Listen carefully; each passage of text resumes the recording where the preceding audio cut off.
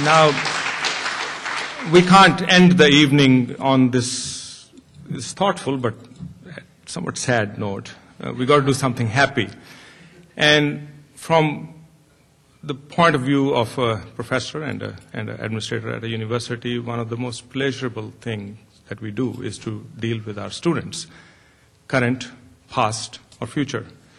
And today we're going to talk about one of our past students, and this is about recognizing our alumni. We do this every year at one of these functions where we recognize the achievements of one or more of our alumni, and we receive nominations for this recognition. This year we received 32 nominations, and these nominations were considered by a selection committee made up of senior faculty, staff, and alumni. And they look at attributes such as outstanding professional accomplishments, distinguished community and public service, and academic excellence achievement by our alumni. And this year's winner, we have one winner this year of this Alumni Achievement Award, is an alumna, Linda Morsch. Linda, please come up here with me.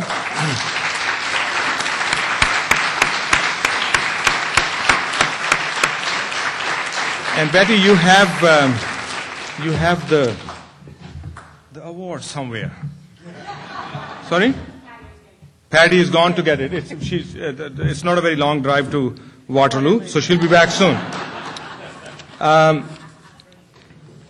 And while she does that, now I generally actually talk from the top of my head about our alumni, but it was very hard to memorize all these things that Linda has done. So I'm going to read much of it, and I apologize for that, because there's no way I could remember. I couldn't possibly think of having these many achievements, let alone, Ready? Yeah. Good. There she is. So I have difficulty reading these, let alone actually achieving something like this. Now, one of her most recent achievements is, and I don't know how many of you know, that the Intergovernmental Panel on Climate Change was the winner of the Nobel Peace Prize last year. And Linda was one of the authors on the report that actually won that award. So Linda wrote the North American section of the IPCC report on climate change, won the Nobel Prize, so we have a Nobel laureate among us.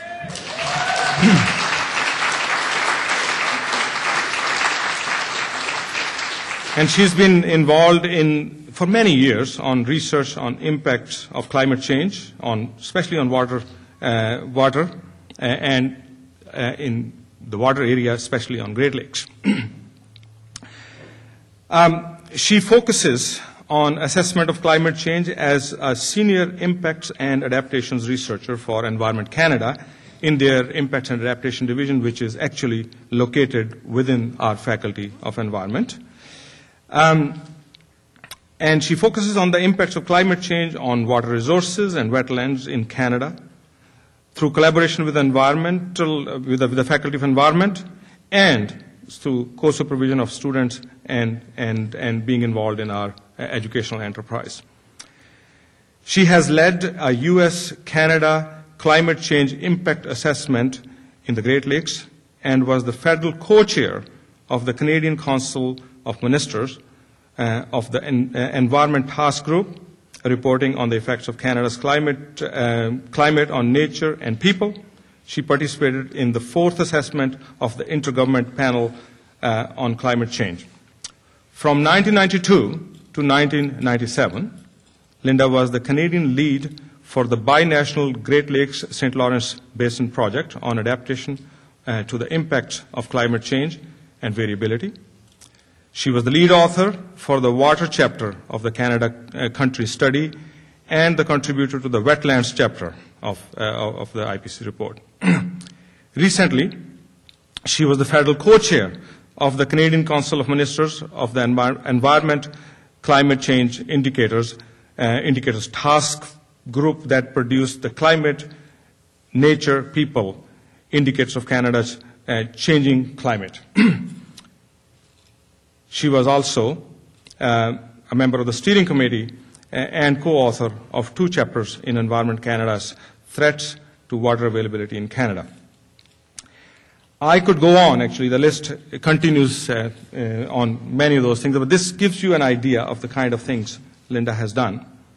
Her connections with the faculty date back to a long time, to the 70s. She graduated with a BES in 1979, and there, too, she was a pioneer. She was, I understand, the first co-op student in geography in the faculty, in the first member of the first class, co-op class in geography. She returned subsequently to the faculty to get a Master of Environmental Studies in Geography again in 2001. Linda, it is not just a pleasure, but an honor to present to you the Alumni Achievement Award for 2009.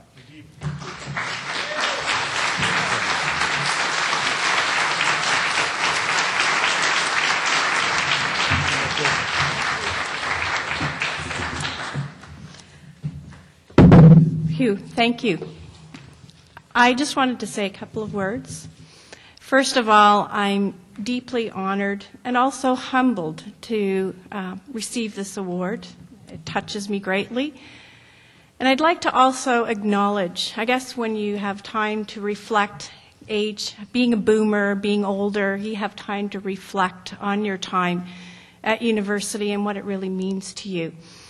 And thinking what I would say today, I thought, I reflected back on my years at University of Waterloo and what it really meant to me. And it's helped me come to where I am today. When I think about the professors that took the time to mentor me with such consideration and care, I think also about the opportunity to learn new things and be on the leading edge with regard to environmental research and the profs that were doing that.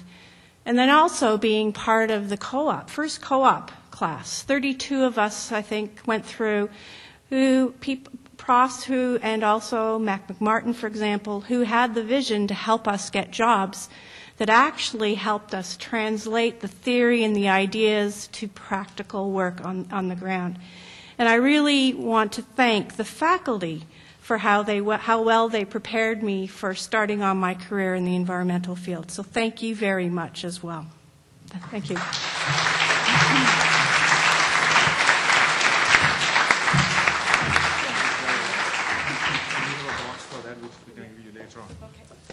Well, that's we are almost at the end of the events, and I would call Steve back onto the stage to do the last, but I think mysteriously enjoyable act for the evening. Yeah. Thank you, and good night from me.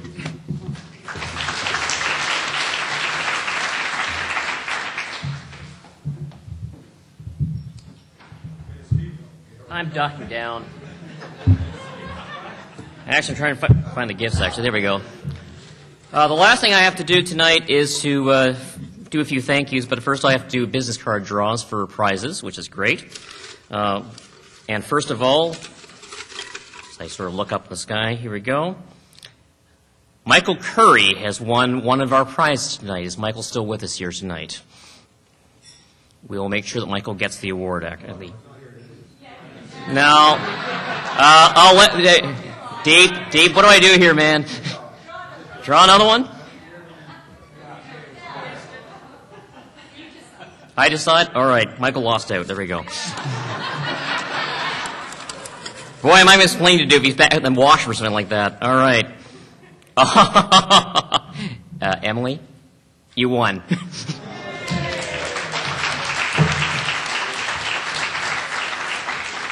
It's ticking, so watch out. It's ticking. Oh, yay. Thank you. Emily's one of our alumni, so it's kind of nice actually to actually do that. So that was good. Second of all, and I'll have to do the same thing if Warbinder's not here. It's another one of our alumnus, one of my friends. We're going to be in real trouble, actually. Whoops. Oh, it's Rob Milligan who won the prize. Rob, are you still here tonight? No, Rob's lost out. Okay. May go through a few of these, actually. This is great. No, I got all mine in there. It's great, actually. Let's see, where are we here? I have Paul Heaslip. Is Paul here tonight still? Paul.